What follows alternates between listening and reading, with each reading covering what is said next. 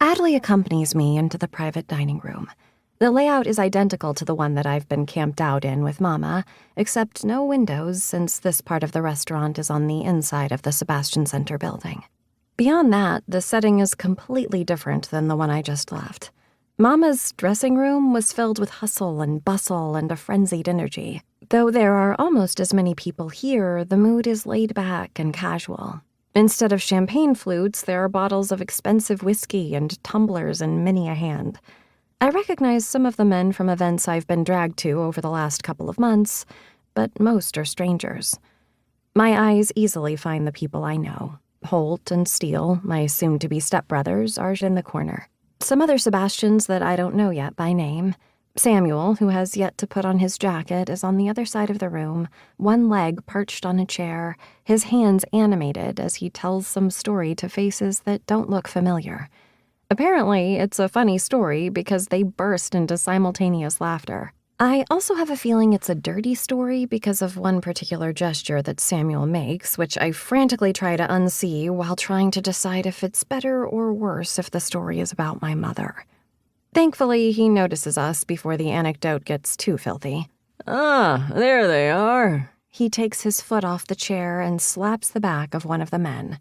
Remind me to tell you the rest later. My girls have arrived. A warm worm of feeling wriggles in my belly at being called his.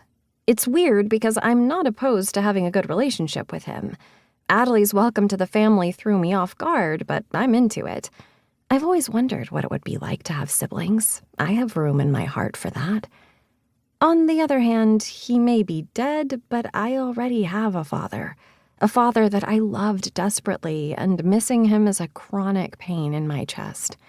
I don't need another man filling that role, especially one I haven't had enough time to get to know. And Samuel is the reason my entire life feels upside down at the moment, so there is that. You know who she looks like? Alex slides into the chair next to me. 2 hours late for the wedding, but he doesn't have the same obligations I do. I'm surprised he showed up at all. As for who he's talking about, I don't have to ask. He probably followed my line of sight. I haven't been able to stop staring at Emelina since I realized she was here. Since I realized who she was. Cousins. We're cousins. I throw back the last of my scotch, having ditched the champagne as soon as the bar opened. She's one and the same. The redhead who ordered everything on the menu? My brother's a dick, so he laughs.